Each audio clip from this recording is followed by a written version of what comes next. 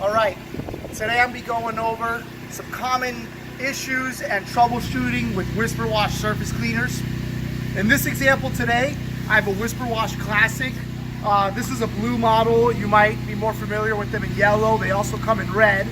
And a common issue a lot of people have is they have water leaking out of their weep hole when they pull the trigger like so.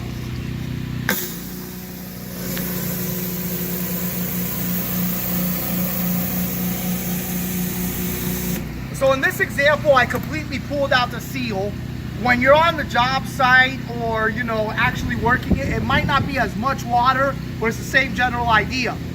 Those weep holes are there for a specific reason. If you're leaking water out of those weep holes, it is a sign that you need to replace your seal kit, which is part number WW0200. For instructions on how to replace that seal kit, there'll be a link for a video below in the description.